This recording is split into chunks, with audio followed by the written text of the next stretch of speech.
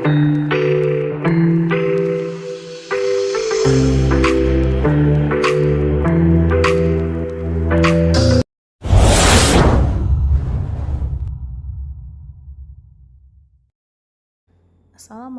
warahmatullahi wabarakatuh. Salam bahagia, salam guru penggerak. Perkenalkan, saya Seni Oktavianti, calon guru penggerak Angkatan 11, Kabupaten Pesisir Selatan, dengan Bapak Fasilitator saya, Dr. Andus Wardi MPD, dan pengajar praktik Ibu Yeni Fitri SPD. Aksi budaya positif ini meliputi dua kegiatan. Yang pertama adalah pembuatan keyakinan kelas, sedangkan yang kedua adalah pengimbasan atau diseminasi budaya positif di SMK Negeri 1 Sutra, Kabupaten Pesisir Selatan, Provinsi Sumatera Barat. Latar belakang masuknya budaya asing tanpa filter yang sering ditiru murid merupakan salah satu dari sekian banyak dampak yang merugikan dari munculnya kemajuan teknologi yang semakin pesat. Karakter murid menjadi negatif sebagai akibat pengaruh kemajuan teknologi tersebut, menanamkan kembali nilai-nilai karakter melalui penerapan budaya positif di sekolah merupakan salah satu cara yang tepat untuk mengatasi permasalahan ini. Budaya positif adalah nilai-nilai atau keyakinan-keyakinan dan kebiasaan-kebiasaan di sekolah yang berpihak pada murid agar murid dapat berkembang menjadi pribadi yang kritis, penuh hormat dan bertanggung jawab. Hal ini sesuai dengan tujuan pendidikan Ki Hajar Dewantara, yaitu menuntun anak dengan segala kodrat yang ada, agar mereka dapat mencapai keselamatan dan kebahagiaan, baik sebagai manusia maupun sebagai anggota masyarakat. Dalam menciptakan budaya positif di sekolah, dibutuhkan kolaborasi antara guru dengan kepala sekolah, rekan sejawat, orang tua, lingkungan masyarakat, dan tentunya dengan murid itu sendiri. Dengan diterapkannya budaya positif tersebut, diharapkan murid akan memiliki karakter yang sesuai dengan nilai-nilai kebajikan yang tercermin dalam profil pelajar Pancasila. Tujuan aksi nyata. Pertama, memfasilitasi murid untuk dapat menyampaikan aspirasinya dan melaksanakan keyakinan yang telah disepakati atas kesadaran dirinya dengan penuh tanggung jawab. Yang kedua, mewujudkan murid yang memiliki karakter positif sesuai dengan profil pelajar Pancasila. Tolak ukur dari keberhasilan aksi nyata ini, yang pertama adalah murid dapat melaksanakan keyakinan yang telah disepakati dengan kesadaran bersama. Yang kedua, terwujudnya pembiasaan-pembiasaan baik sehingga tercermin karakter profil pelajar Pancasila. Lini masa tindakan yang akan dilakukan yang pertama adalah berkoordinasi dengan kepala sekolah tentang pentingnya penanaman budaya positif di sekolah serta meminta izin untuk melakukan pengimbasan dengan rekan sejawat. Yang kedua, membuat keyakinan kelas bersama-sama semua warga sekolah. Yang ketiga, melakukan kegiatan pengembasan pada rekan sejawat tentang konsep budaya positif dan bersama-sama menumbuhkan budaya positif di sekolah.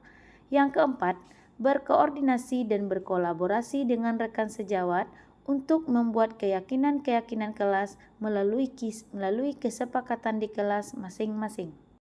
Dukungan yang diperlukan yang pertama adalah dukungan dari kepala sekolah, rekan sejawat, dan murid agar rencana tindakan yang telah disusun dapat dilaksanakan dengan baik. Yang kedua, sarana dan prasarana untuk menumbuhkan budaya positif di sekolah dapat dimanfaatkan kekuatan atau ketersediaan sarana dan prasarana. Yang ketiga, dukungan dari orang tua dalam melakukan budaya positif di rumah. Berikut ini adalah kegiatan pembuatan keyakinan kelas yang dilaksanakan atau yang dilakukan secara bersama di sekolah.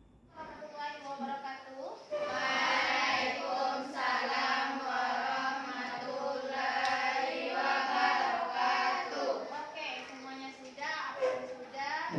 Dan sekarang kita lagi masuk, sebelum pembelajaran kita mulai, kita masuk ke kesepakatan kelas atau keyakinan kelas. Bukan peraturan, tapi di sana adalah keyakinan kelas atau kesepakatan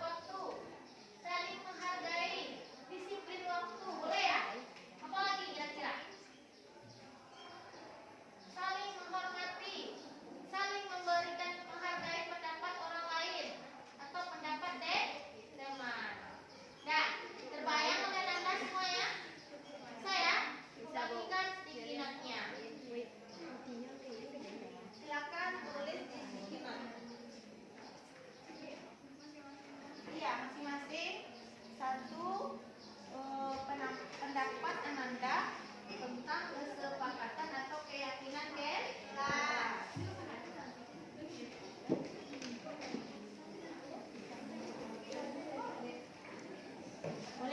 Yang kita ambil bersama atau keyakinan kelas yang pertama adalah kita saling menghargai satu sama lain, disiplin waktu, apa lagi?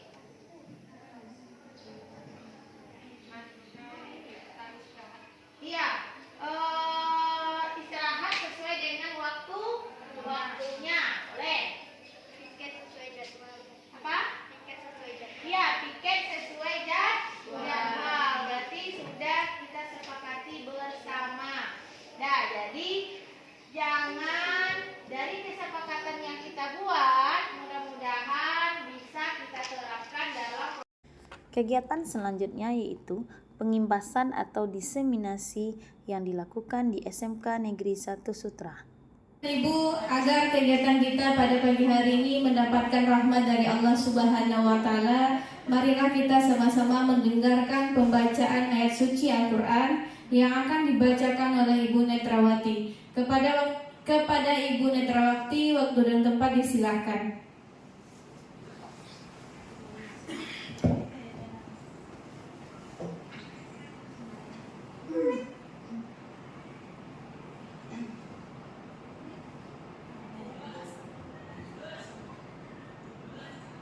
Bismillahirrahmanirrahim. Assalamualaikum warahmatullahi wabarakatuh. Waalaikumsalam warahmatullahi wabarakatuh.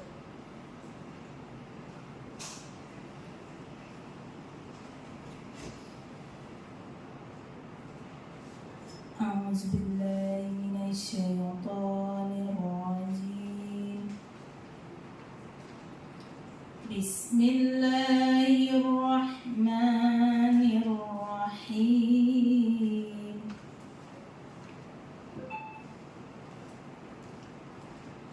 Alladzina yarisunal firdaus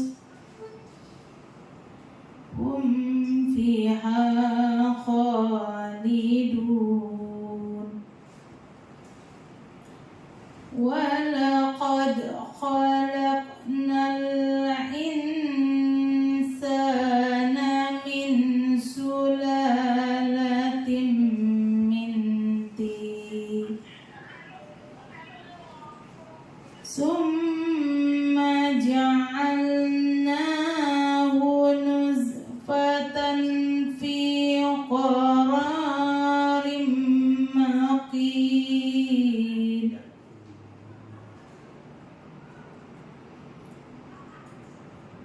Summa khalaqna nutfatan 'alaqatan faqalaqnal 'alaqata mudghatan faqalaqnal mudghata 'idhaman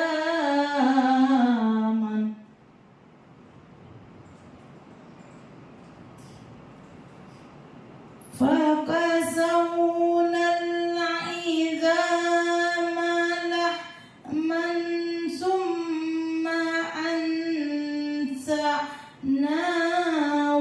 خلقا آخر فتبارك الله أحسن الخالقين. Sadaqallahul azim. Assalamualaikum warahmatullahi wabarakatuh.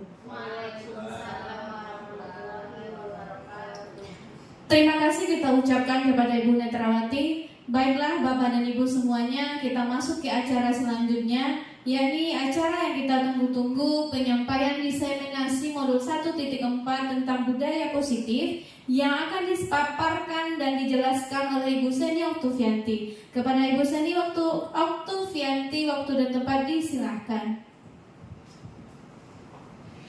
Bismillahirrahmanirrahim.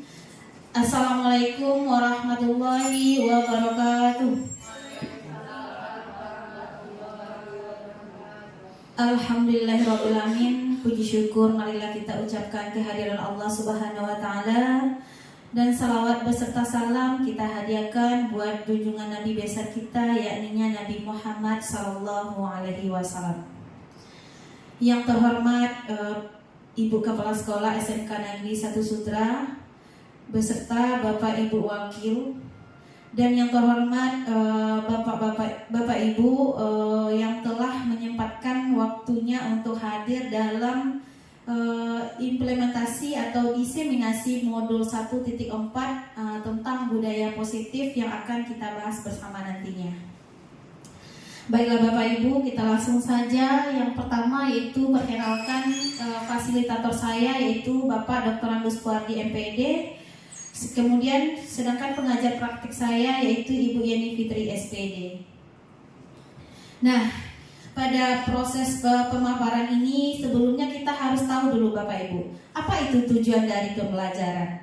Tujuan dari pembelajaran kita pada hari ini adalah saya berharap agar dapat nanti pembelajaran ini kita bisa menerapkan konsep dari inti atau modul dari budaya positif ini, sehingga pemahaman kita terhadap konsep ini bisa kita implementasikan dalam kehidupan sehari-hari kita nantinya Bapak Ibu. Nah, tujuan dari pendidikan, sebelum kita beranjak apa itu bentuk-bentuk dari budaya positif yang akan kita bahas nantinya, kita harus mengetahui terlebih dahulu apa dari tujuan pendidikan menurut Bapak Ki Hajar Dewantara. Pendidikan itu adalah menuntun, di mana yang menuntun itu adalah mengarahkan seseorang kepada arah yang lebih baik sesuai dengan kodrat alam dan kodrat zaman. Apa yang maksud dengan kodrat alam? Kodrat alam itu adalah yang berasal dari minat atau bakat dari seorang murid yang kita harapkan. Kemudian apa itu kodrat zaman? Kodrat zaman itu adalah berkaitan dengan zamannya seperti apa, yang mana yang kita rasakan pada saat sekarang ini. Zamannya adalah ilmu teknologi. Apapun yang kita gunakan sudah canggih Bapak Ibu. Kita sudah menggunakan HP, kita sudah menggunakan laptop, sehingga pendidikan itu memang harus sesuai dengan kodrat zamannya. Kemudian masuk kita dengan budaya positif lagi Bapak Ibu. Nah, sekarang apa itu budaya positif? Budaya itu adalah kebiasaan Bapak Ibu.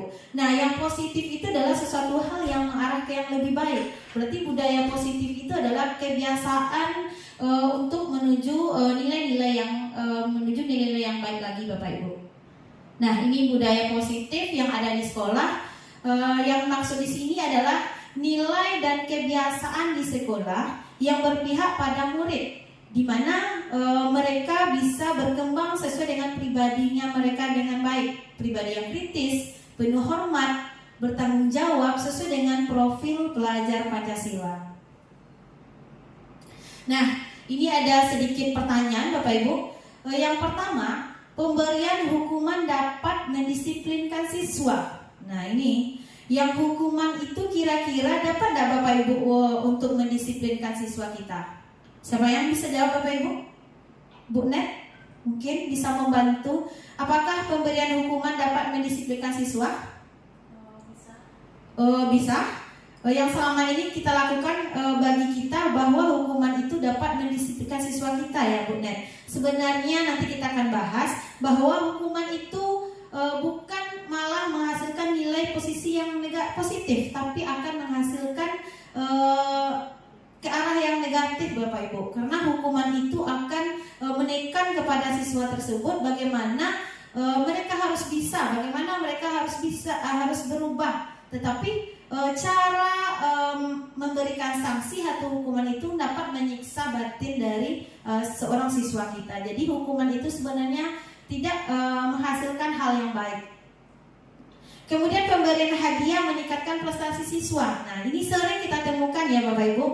ketika seorang siswa kita bisa tampil ke depan, ketika seorang siswa kita bisa menjawab dari pertanyaan apa yang kita berikan, kita pasti memberikan hadiah kepada mereka. Sebenarnya ada dua posisi yang akan dihasilkan di sini. Yang pertama, sisi negatifnya dan ada sisi positifnya. Kalau sisi negatifnya mungkin ada dari siswa kita yang tidak mendapatkan prestasi, mereka akan merasa terasingkan begitu. Dia tidak bisa mengimbangkan bahwa bahwa mereka tidak mampu, sehingga terkucil hati mereka. Jadi sebenarnya ada posisi positif dan ada posisi negatifnya yang diharapkan dari meningkatkan prestasi siswa ini. Pemberian hadiah kepada siswa. Nah, kemudian yang ketiga, guru harus mampu memberikan solusi pada siswa yang bermasalah. Guru harus mampu memberikan solusi. Sebenarnya guru itu bukan memberikan solusi, tapi mengarahkan bagaimana seorang siswa ini bisa menyelesaikan masalah yang dihadapi nantinya.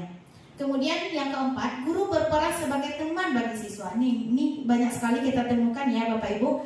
Seharusnya memang kita sebagai guru, kita harus masuk ke dunia mereka dulu Bapak Ibu. Artinya apa? Kita sebagai teman bagi mereka dulu. Dalam artian tanda kutip ya Bapak Ibu, kita masuk ke dunia mereka. Kalau mereka hobinya mungkin bermain yang zaman sekarang ya Bapak Ibu, main TikTok, ya nggak apa-apa, kita ikuti asalkan masih di jalur yang baik. Nah, di sini kita akan membahas konsep-konsep dari budaya positif itu. Yang pertama adalah disiplin positif dalam nilai kebajikan universal. Yang kedua, teori motivasi, hukuman dan penghargaan serta restitusi. Dan yang ketiga yaitu keyakinan kelas.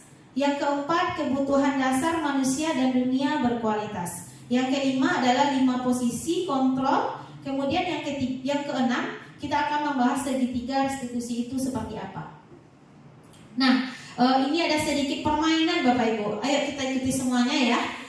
Coba Ibu kepalkan tangan Ibu yang sebelah kanannya. Ya, sebelah kanan Bapak Ibu semuanya. Udah oke. Nah, ketika Ibu mengepalkan, bayangkan bahwa Ibu sedang memegang sesuatu hal yang memang berarti bagi Bapak Ibu. Sudah terbayang Bapak Ibu?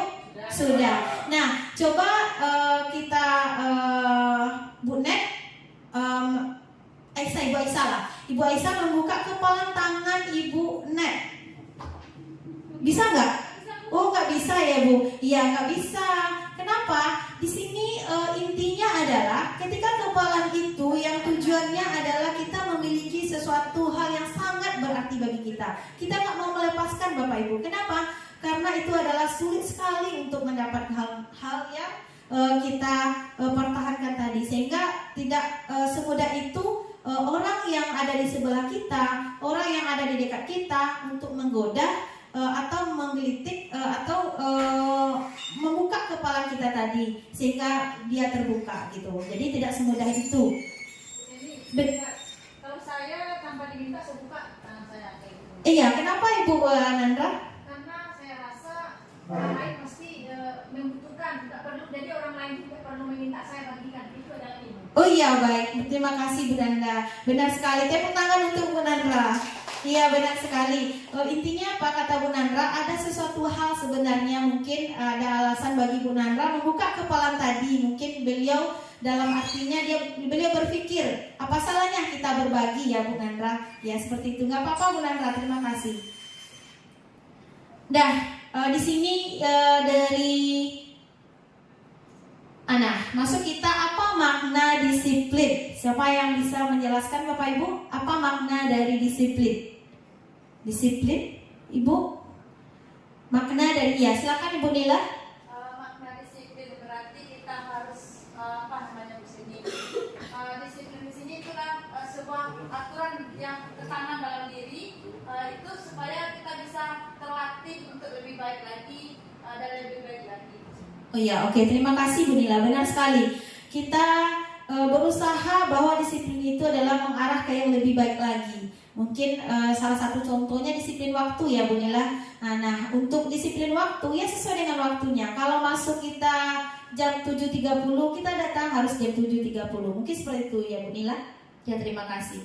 Kemudian, nah, disiplin positif dan nilai-nilai kebajikan universal. Nah, di sini bahasa mengatakan bahwa disiplin itu adalah bukan berarti sesuatu yang dijadikan sebagai hukuman, bukan Bapak Ibu. Sebenarnya disiplin itu adalah sesuatu alternatif yang perlu kita gunakan gitu Bapak Ibu.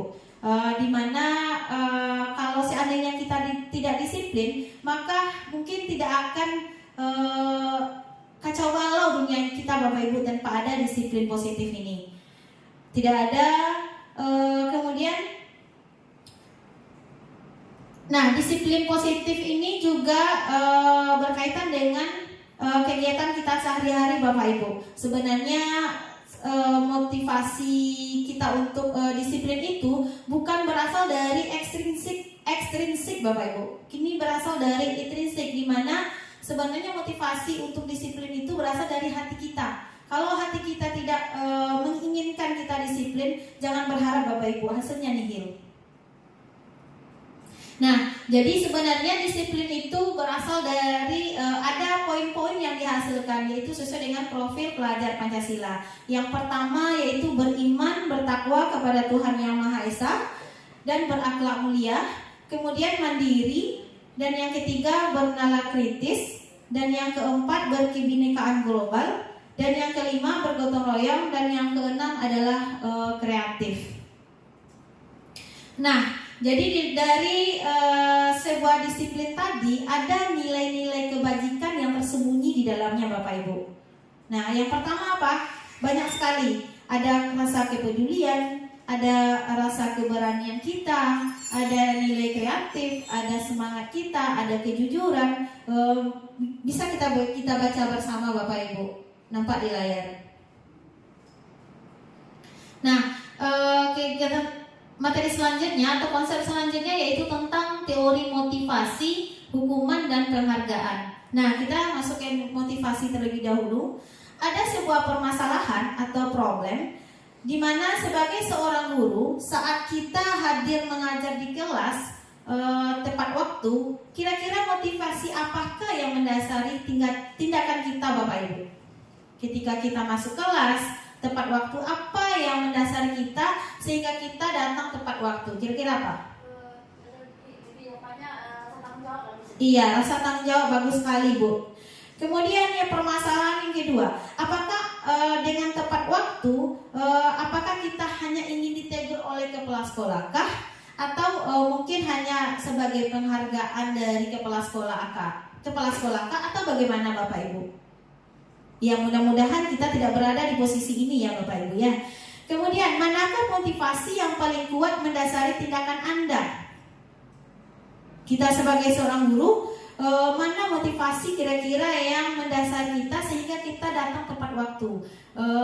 Mungkin kita semua ya, namanya seorang guru mungkin mempunyai keinginan hati nurani dari dalam hati bahwa sebenarnya untuk datang tepat waktu di sekolah itu adalah rasa tanggung jawab kita, bukan untuk mengharapkan penghargaan atau reward dari kepala sekolah ya Bapak Ibu. Kemudian mulai dari mengenal diri dulu. Bila di sekolah kita ada peraturan yang mengharuskan guru datang tepat waktu dan tidak ada surat teguran dari guru yang datangnya terlambat Bapak Ibu. Tidak ada atasan yang memuji dan kita tetap datang tepat waktu untuk mengajar murid. Mungkin ada yang bisa menjelaskan alasannya. Sebenarnya Bapak Ibu untuk ini kita kembalikan kepada diri kita Bapak Ibu. Apakah kita hanya ingin mendapatkan teguran? Apakah ketika tidak ada teguran dari kepala sekolah, apakah kita tetap datang tepat waktu?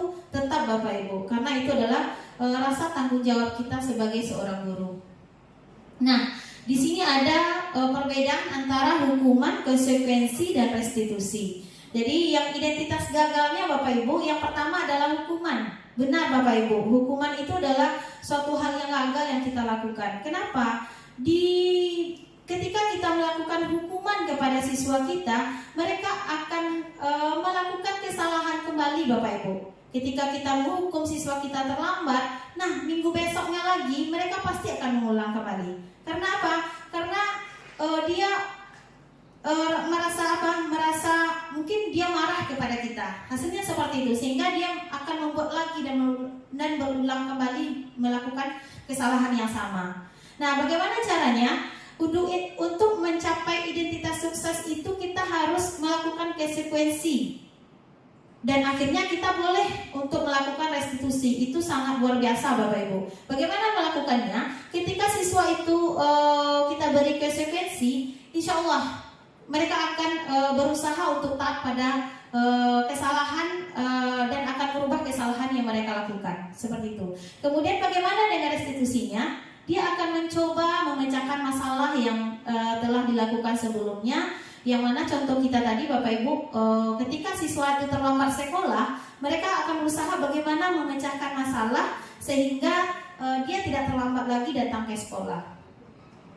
Nah, ini hukuman berdasarkan bagian di atas atau identitas gagal dengan identitas kontrol tadi, bahwa kita bisa menyimpulkan hukuman itu sebenarnya bersifat terencana atau tiba-tiba. Tidak terencana atau tiba-tiba. Anak atau murid tidak tahu apa yang akan terjadi jika tidak dilibatkan. Hukuman itu bersifat satu arah Bapak Ibu. Dari pihak guru memberikan dan murid hanya menerima suatu hukuman tanpa melalui suatu kesepakatan. Jadi tiba-tiba saja Bapak Ibu. Ketika dia terlambat tadi mungkin disuruh lari di lapangan, dia mereka akan terkejut. Wah, ini luar biasa ini. Mereka akan merasa ketakutan. Dan hukuman ini juga bisa berupa fisik maupun psikis ya Bapak Ibu. Nah, kemudian disiplin. Disiplin ini sementara disiplin dalam bentuk konsekuensi sudah terencana. Kalau bentuk konsekuensi dia sudah terencana Bapak Ibu, sudah disepakati. Nah, nanti kita yang namanya sudah disepakati itu dinamakan dengan keyakinan kelas, di mana nanti kita akan bahas di slide selanjutnya. Nah, ini ada kuis Bapak Ibu. Mencatat 100 kali di dalam buku kalimat, saya tidak akan terlambat lagi karena saya tidak akan terlambat lagi karena terlambat ke sekolah. Maksudnya di sini Bapak Ibu, ketika dia terlambat sekolah, dia disuruh mencatat kata tidak akan terlambat lagi 100 kali di dalam bukunya. Nah, ini termasuk hukuman apa sanksi Bapak Ibu? Atau konsekuensi? Iya, ini adalah hukuman berat bagi mereka, berat rasanya. Nah, ini ada lagi satu masalah. Membersihkan WC sekolah ketika mematahkan pensil kawannya. Pensil kawannya yang dipatahkan tapi WC yang akan dibersihkan. Itu sanksi atau hukuman Bapak Ibu? Iya, hukuman. Benar sekali ya Bapak Ibu, ini adalah hukuman. Karena harusnya kita adalah sebagai memecahkan masalah itu sebagai orang yang berada di posisi restitusi. Apa itu restitusi? Restitusi ini adalah proses menciptakan kondisi bagi murid untuk memperbaiki kesalahan mereka sehingga mereka tidak bisa kembali dalam kelompok mereka dengan karakter yang lebih kuat. Ketika mereka kembali ke kelompok mereka, dia sudah mempunyai karakter yang lebih baik, seperti itu. Kemudian di mana restitusi ini juga proses kolaboratif yang mengajarkan murid untuk mencari solusi dari permasalahan mereka dan membantu murid untuk berpikir tentang orang seperti apa yang mereka inginkan dan bagaimana mereka harus memperlakukan orang lain, seperti itu. Nah, di sini manakah menurut Bapak Ibu yang lebih efektif dari konsep yang tadi? Apakah hukuman, restitusi, atau konsekuensi? Ya, boleh berada di konsekuensi, boleh berada di restitusi, itu lebih baik. Nah, ini Bu, jadi dari restitusi tadi, hukuman tadi sampai ke konsekuensi, maka akan muncullah keyakinan kelas. Bagaimana caranya kita membuat keyakinan kelas? Keyakinan kelas itu berbeda loh Bu, Bapak Ibu semuanya. Keyakinan kelas berbeda dengan peraturan. Kira-kira pengetahuan Bapak Ibu apa bedanya antara peraturan dengan keyakinan kelas? Siapa yang bisa menjelaskan? Antara peraturan dengan keyakinan. Terbayang Bapak Ibu? Iya, silakan Ibu Nila. Kalau keyakinan itu adalah kesepakatan yang disepakati bersama, seperti di dalam kelas guru dan siswa itu mengerti satu hal yang harus mereka patuhi. Tapi peraturan itu adalah satu arah, yang mana peraturan itu harus dipenuhi, tidak boleh lari dari Iya, benar sekali. Terima kasih Bu Nila. Bahwa peraturan itu mereka hanya buat sendiri, satu arah, satu pihak, Bapak Ibu. Kalau keyakinan ada hubungan timbal balik mereka, persetujuan antara kedua belah pihak. Itu beda keyakinan dengan peraturan. Jadi keyakinan itu sebenarnya juga ada nilai-nilai kebajikan, Bapak Ibu. Nilai-nilai kebajikan yang ditanamkan dalam sebuah keyakinan, di mana disepakati bersama secara universal, lepas dari perbedaan agama, suku, negara itu menurut pengertiannya. Sedangkan menurut Gassen, suatu keyakinan akan lebih memotivasi seseorang dari dalam intrinsik dari seseorang tersebut, bukan dari ekstrinsik, sehingga seseorang akan lebih bersemangat untuk menjalankan keyakinannya daripada hanya sekedar mengikuti peraturan. Nah, seperti ini Bapak Ibu. Nah, peraturan itu selalu, misalkan contohnya, selalu kembalikan buku di tempatnya. Nah, ini peraturan Bapak Ibu. Kenapa dikatakan ini peraturan? Karena tidak ada nilai kebajikan di dalamnya. Kalau nilai kebajikan sudah kita bahas tadi, ada kebersihan, rasa tanggung jawab, rasa banyak tadi. Nah, di sini apa yang bisa ditanamkan dari peraturan? Selalu kembalikan buku di tempatnya. Bagaimana kita membuat keyakinannya, Bapak Ibu? Tanggung jawab. Nah, jadi itu. Kemudian dilarang mengganggu orang lain. Apa? Itu adalah sebuah peraturan. Nah, bagaimana untuk membuat keyakinannya sehingga muncul sebuah nilai kebajikan, yaitu menghormati orang lain dan diri sendiri. Banyak Bapak Ibu contohnya. Bisa kita lihat bersama di slide saya. Nah, bagaimana pembentukan kelas itu? Dia keyakinan kelas itu harus bersifat abstrak daripada peraturan, yang mana dia lebih rinci dan konkret. Keyakinan kelas berupa pernyataannya adalah pernyataan universal, dan keyakinan kelas ini juga bentuknya adalah bentuk positif seperti itu. Nah, di sini Bapak Ibu lanjut dengan konsep selanjutnya, yaitu kebutuhan dasar manusia. Nah, jadi ada 5 kebutuhan dasar manusia yang harus kita pahami. Yang pertama adalah kebutuhan bertahan hidup. Jelas sekali ya Bapak Ibu, tanpa ada kita makan, minum, itu tidak akan terpenuhi kebutuhan kita untuk bertahan hidup. Kemudian cinta kasih sayang. Ini jelas sekali Bapak Ibu, tanpa ada kasih sayang mulai dari orang tua, kakak, saudara kita, itu tidak akan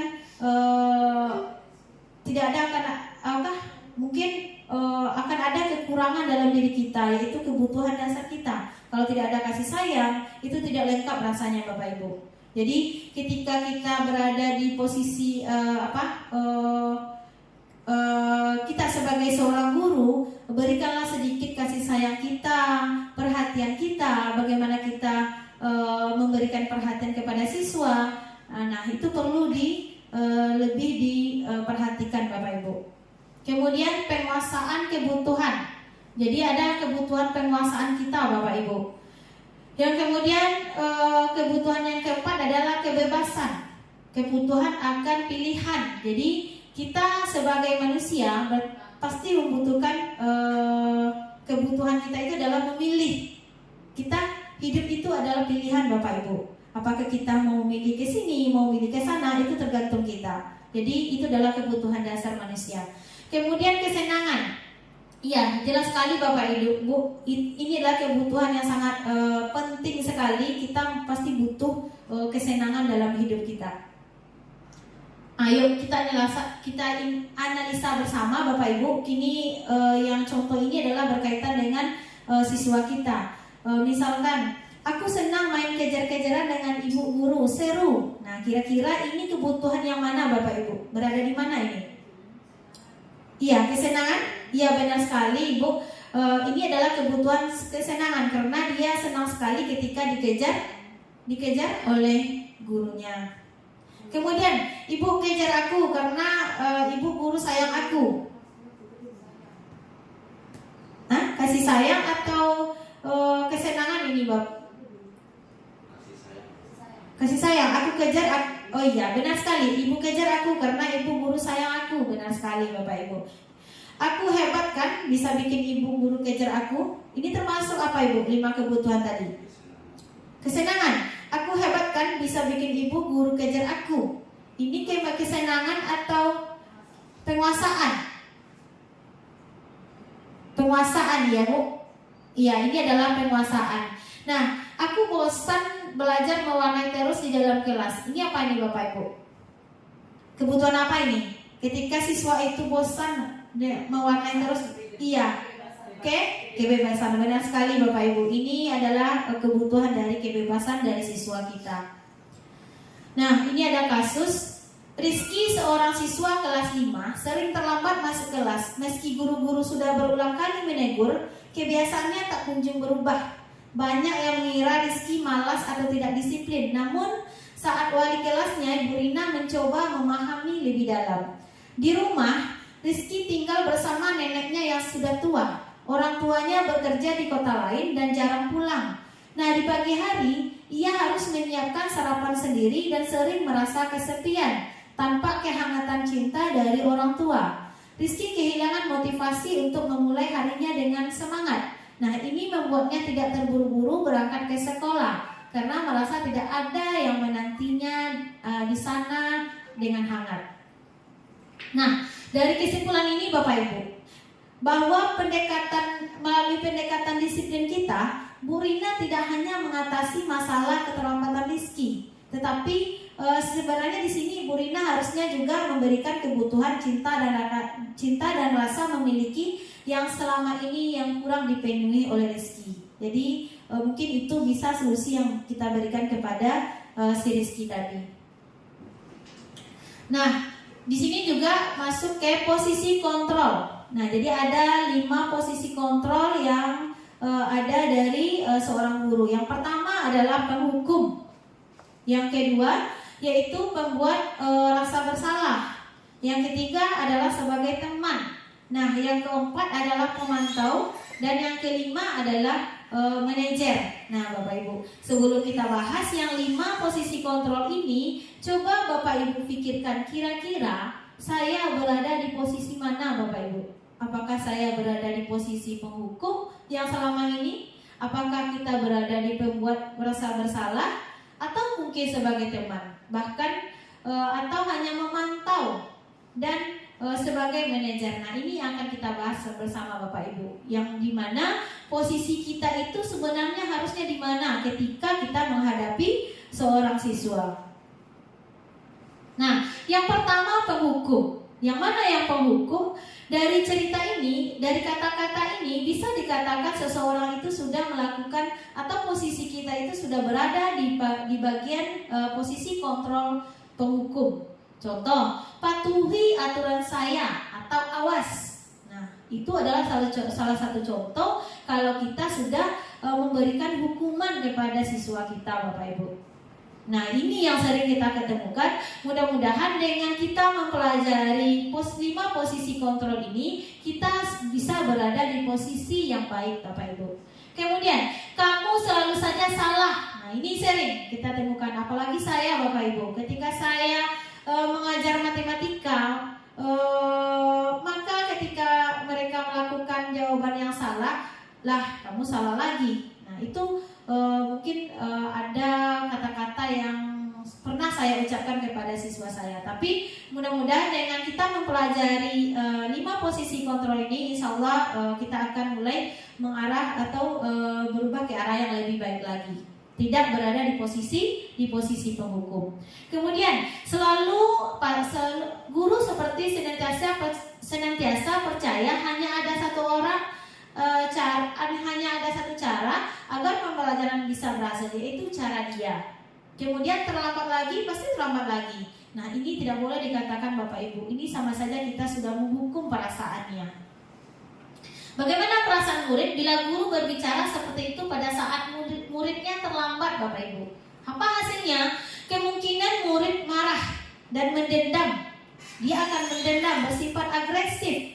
Dia akan marah lagi sama kita, Bapak Ibu. Ketika kita marah kepada mereka, dia akan marah lagi. Nah, bisa jadi sesudah kembali duduk, murid itu akan mencoret-coret bukunya, Bapak Ibu. Dia kesal karena dia tidak bisa mengungkapkan kekesalannya kepada kita. Akhirnya apa, Bapak Ibu? Dengan cara dia mencoret-coret meja, mencoret-coret buku. Mungkin ada kata-kata yang tidak enak di dalam buku mereka simpan. Nah, apa yang terjadi nanti, Bapak Ibu? Mereka jadikan kenangan terburuk bagi mereka. Nah, kemudian pembuat merasa bersalah, Bapak Ibu.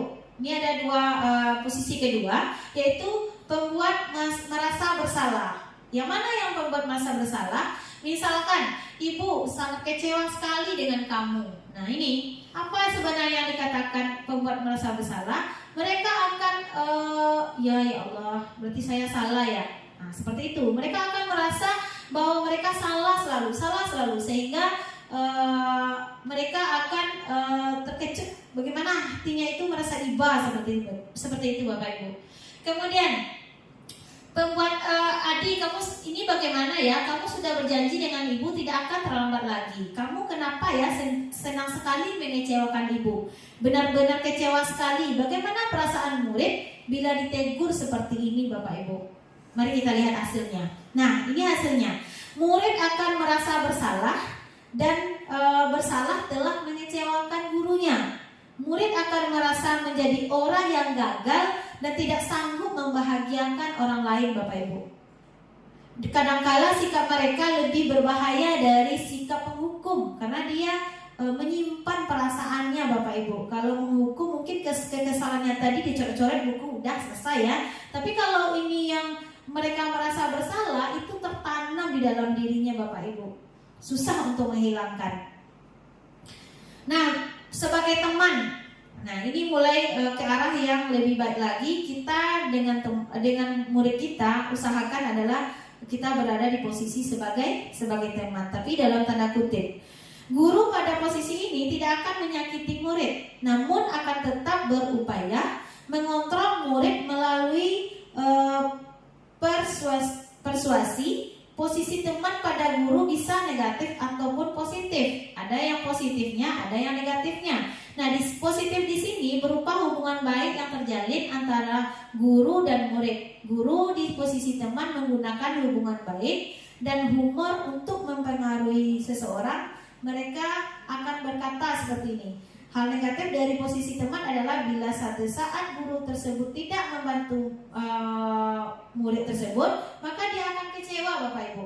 Kenapa? Karena dia berharap bantuan dari gurunya tadi. Dia menganggap itu adalah temannya. Jadi itu posisi negatifnya. Ada posisi positif yang akan dihasilkan dari kita sebagai teman dengan murid. Ada hasil dari negatifnya. Kemudian pemantau. Nah, ini seringkali ini kita lakukan. Pemantau itu adalah mengawasi. Kita dengan murid tersebut hanya mengawasi saja. Mungkin seperti kita bikin sebuah buku, di mana buku itu ada buku kontrol siswa. Ini siswa yang cabut, ini siswa yang terlambat atau bagaimana. Nah, itu dikatakan dengan kita guru adalah sebagai pemantau. Nah, hasilnya apa? Murid memahami konsekuensi yang harus dijalankan karena telah melanggar salah satu peraturan sekolah. Itu hasilnya. Guru tidak menunjukkan suatu emosi yang berlebihan, menjadi marah atau membuat mereka merasa berbuat salah. Nah, di sini murid tetap dibuat tidak nyaman, yaitu dengan harus tinggal kelas kadang, Bapak Ibu. Karena dia tidak tahu kesalahannya, karena dia hanya main memantau saja. Pantau ini terlambat, ini tidak hadir, ini cabut. Nah, seperti itu. Jadi siswa tidak tahu. Sehingga guru tetap harus membantu murid pada saat mengerjakan tugas di jam istirahat, dan karena murid tidak bisa ditinggal seorang diri. Nah ini posisi manajer. Posisi ini adalah posisi terakhir, Bapak Ibu. Ini adalah posisi yang kita harapkan mudah-mudahan kita bisa berada di posisi yang terakhir, yaitu manajer. Di mana manajer itu adalah guru berbuat sesuatu bersama dengan murid, mempersilakan murid mempertanggungjawabkan perilakunya, mendukung murid agar dapat menemukan solusi atau permasalahan mereka sendiri, Bapak Ibu. Sehingga seorang manajer telah memiliki keterampilan di posisi teman maupun pemantau. Jadi ada dua posisi yang mereka terapkan di sini, yaitu posisi teman dan sebagai posisi pemantau. Namun bila kita menginginkan murid kita menjadi manusia yang merdeka, mandiri dan bertanggung jawab, maka kita perlu mengacu kepada restitusi yang dapat menjadikan murid kita seorang manajer bagi dirinya sendiri. Di manajer, murid diajak untuk menganalisa kebutuhan dirinya dan maupun kebutuhan orang lain. Di sini penekannya bukan pada kemampuan membuat konsekuensi, namun dapat berkolaborasi dengan murid bagaimana memperbaiki kesalahan yang ada, sehingga seorang manajer akan berkata, apa yang kita yakini, apakah kamu meyakininya? Jika kamu meyakininya, apakah kamu bersedia memperbaikinya? Jadi ini bahasa-bahasa yang harusnya kita gunakan sebagai guru, sebagai manajer tadi. Nah, langsung ke segitiga restitusi. Jadi ada pembahasan terakhir kita, Bapak Ibu, yaitu tentang segitiga restitusi. Nah, di segitiga restitusi ini ada langkahnya ya Bapak Ibu. Langkah yang pertama adalah kita menstabilkan identitas dulu Bapak Ibu. Sedangkan langkah yang kedua adalah validasi tindakan yang salahnya.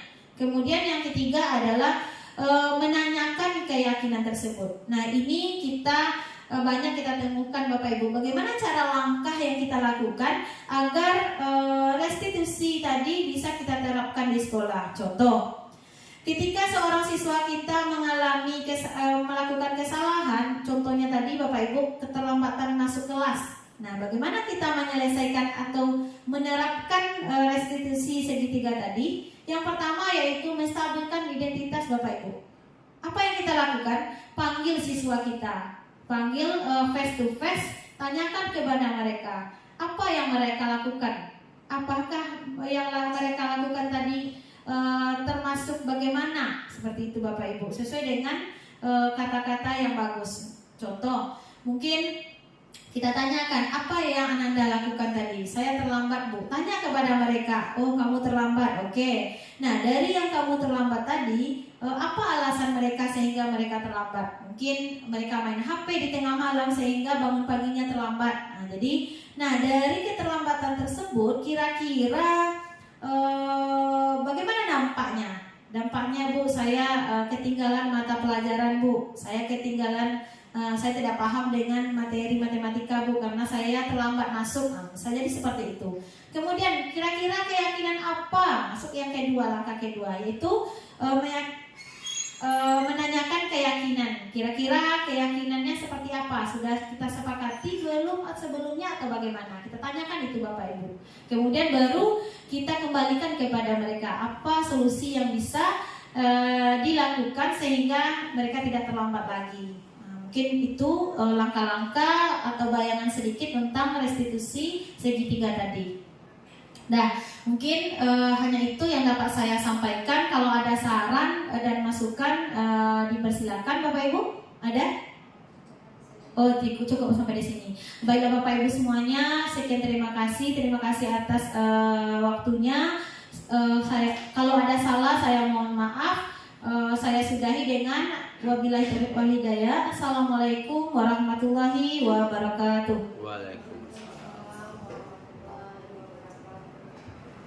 Terima kasih kita ucapkan kepada Ibu Seni Oktovianti atas paparan beliau terkait dengan diseminasi budaya positif calon guru penggerak angkatan ke-11 di SMK Negeri 1 Sutra. Mari kita berikan aplaus yang luar biasa kepada Ibu Seni, Bapak dan Ibu. Luar biasa sekali paparan beliau. Sangat jelas sekali bagaimana seorang guru itu yang dihendakinya ya, sebagaimana yang disampaikan oleh Ki Hajar Dewantara yang dipaparkan oleh Ibu Seni Oktovianti tadi. Baik Bapak dan Ibu, sebelum kita tutup saya minta satu refleksi dari Bapak dan Ibu semuanya terkait dengan apa yang disampaikan oleh Ibu Seni. Mungkin kepada Ibu Rumayasari saya minta untuk menyampaikan refleksinya Bu. Silakan Ibu.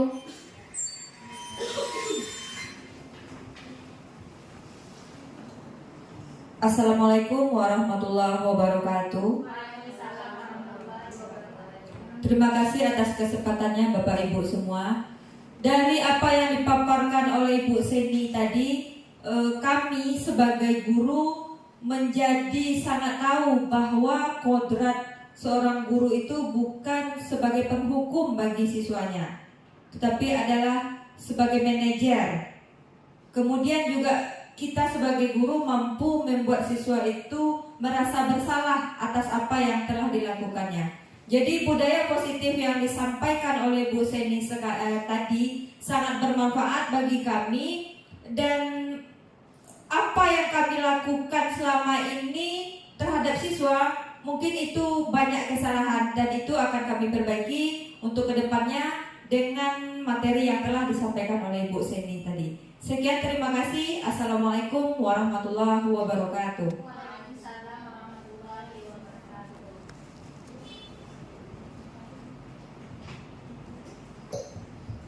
Terima kasih kita ucapkan kepada Ibu Ramayasari terhadap refleksi yang telah beliau sampaikan. Dengan berakhirnya penyampaian diseminasi oleh Ibu Seni Oktavianti, maka berakhirlah kegiatan kita pada hari ini. Bapak dan Ibu semuanya, saya mengucapkan terima kasih kepada Bapak dan Ibu sebagai peserta diseminasi hari ini. Mari kita akhiri dengan membaca Alhamdulillahirrabbilalamin, dan saya akhiri dengan wabillahi taufiq wal hidayah. Assalamualaikum warahmatullahi wabarakatuh. Waalaikumsalam warahmatullahi wabarakatuh. Assalamualaikum warahmatullahi wabarakatuh. Perkenalkan, nama saya Yuli dari kelas 10 kuliner. Saya sangat senang belajar dengan Bu Seni karena beliau sudah menerapkan pembelajaran yang lebih baik, karena kami sudah memahami apa itu bentuk dari keyakinan kelas yang telah kami buat bersama, dan insya Allah keyakinan kelas akan terlaksana dengan baik. Saya akhiri. Assalamualaikum warahmatullahi wabarakatuh.